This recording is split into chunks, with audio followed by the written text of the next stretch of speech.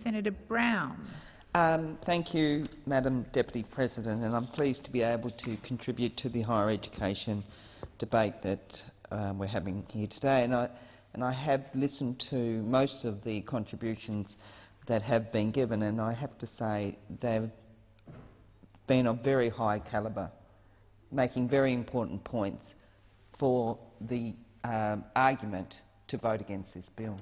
This bill is a bad bill, and it's very disappointing that Senator Griff has decided to vote with the government on this bill and has decided that this will be one of the lasting legacies he leaves in the Senate. Do you really want this bill, to vote for this bill, to saddle huge debt on Australian kids, South Australian kids, huge debt? Do you really want that to be part of your legacy of being in the Senate? I hope not. I hope you have a change of heart, because this piece of legislation, as so many people in the debate have already said, is a despicable piece of legislation. It's designed to make it harder and more expensive to get an education. Now, we all know that. That's what this bill is about. I just do not understand how the member for Mayo and Senator Griff don't get it. This is what this bill is about, and you have to wonder why this government is so intent on pushing this bill through. Because what the bill does is shifts the burden onto students, and it will impact young people from poorer backgrounds the hardest. So why on earth would any government want to make it harder for our young people, particularly disadvantaged young people, to get an education? Why on earth would they do it right in the middle of the deepest and darkest recession in almost a century? It doesn't seem to make any sense. But of course, when you realise this isn't about increasing levels of educational attainment, but quite deliberately about decreasing opportunities for our young people in the pursuit of cutting costs and making savings, then it starts to become clearer what the end game is here. This is about attacking universities and quite deliberately undercutting them, because the Liberals have an ideological objection to poor kids getting a degree. Because for the Liberals, university should only be accessible to those who have the right school tie. If this bill passes, students will pay 7% more for their studies. That's an average increase in fees of 7%. Around 40% of students will see the cost of their education hiked up by as much as 113%. For some, this will shift the cost burden onto them so much that they will be paying 93% of the total cost of their course delivery. 93%. What a regressive, backward step from the days of free higher education. For the many students studying in the field of humanities, they will see the cost of their degree more than double. The fees these students will pay will jump to $58,000, up from just over $27,000 for a 4-year degree. I mean, it really is amazing. These students will be forced to pay more than their counterparts studying medicine and dentistry degrees. It makes no sense to me. In fact, the CEO of the Australian Industry Group, Innes Wilcox, said of these changes, and I quote, "A large financial burden is being shifted to these future workers who will fill important professional roles required by industry." End quote. This bill doesn't even achieve the additional student places the government claims it will. The government somehow expects additional places to appear despite the fact that they are providing no extra funding. In fact, they are reducing the average funding per student. However, those opposite claim that over 3 years 39,000 places will be added. And now, even if that were achieved, it would fall substantially short of forward demand for places. The bill provides no acknowledgement, no recognition of the increased demand for university places brought about by the Morrison recession. Indeed, it doesn't even take into account that understood increase in demand brought about by the baby boomers of the 2000s, the children of which are now reaching university age, one of which, of course, is my own daughter.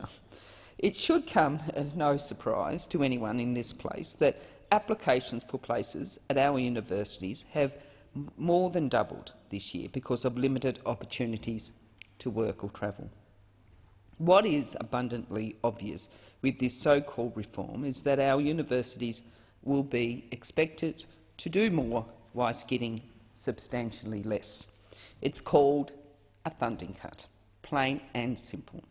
In fact, if this bill is successful in this place, the Australian university sector will experience an overall cut in government funding of around $1 billion a year. That's what this bill is about. That's what this bill does. It cuts funding to unis, almost $1 billion in funding, and who bears the cost? Who pays the price? Australian students, our young people and our nation. We all pay a price from cuts to education.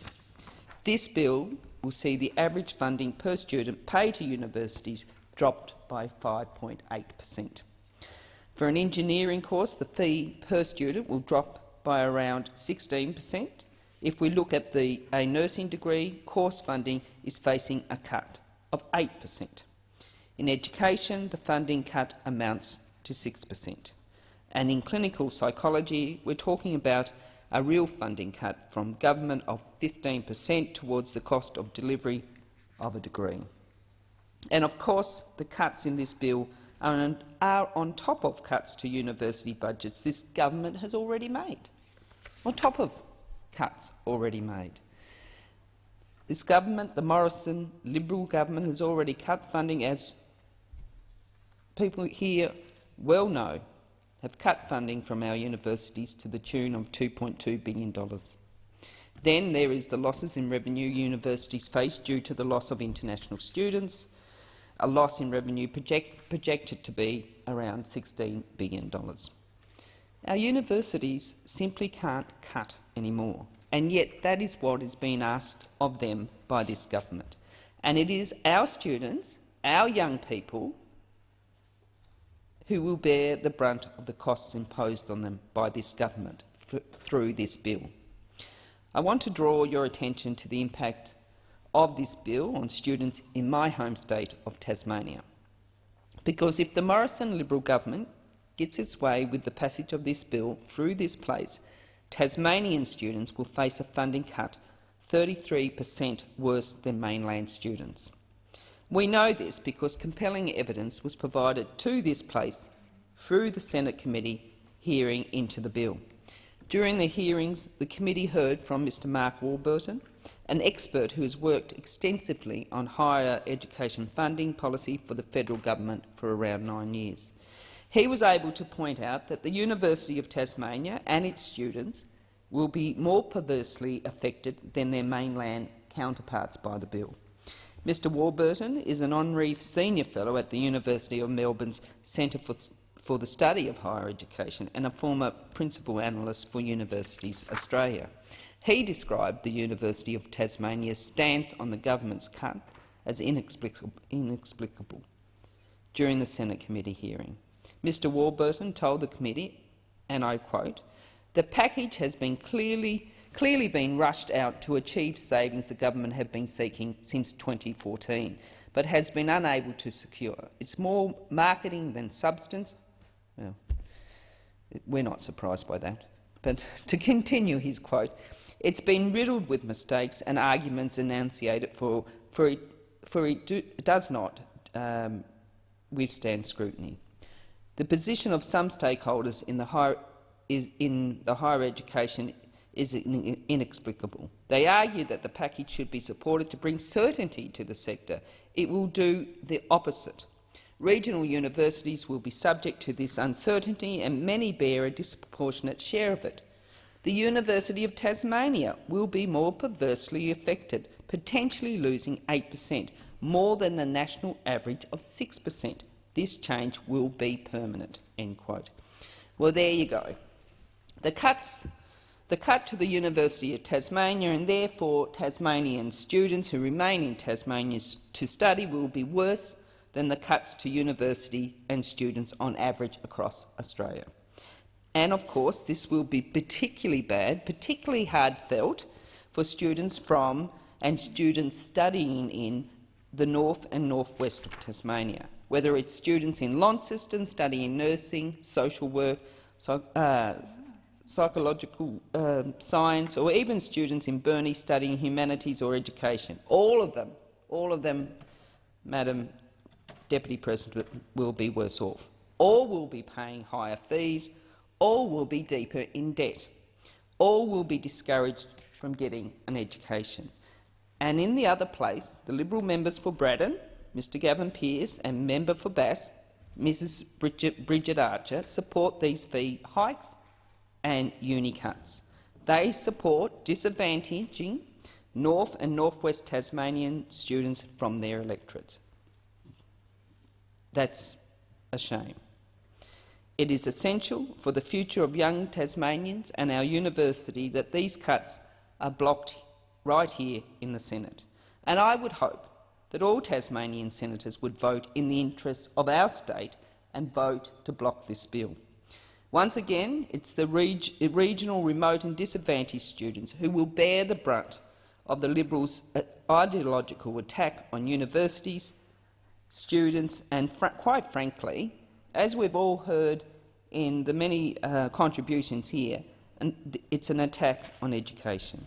So you see, what we have here is a total schmozzle of a bill, thinly veiled as reform, but in fact quite clearly nothing more than a cut. So let's be clear. This bill is nothing more than a funding cut and a fee hike. And it couldn't come at a worse time. It is a cut that will only saddle our young people with more debt and fewer opportunities. I urge the Senate to once again reject the government's attempts to gut our universities. I ask senators to vote down this bill.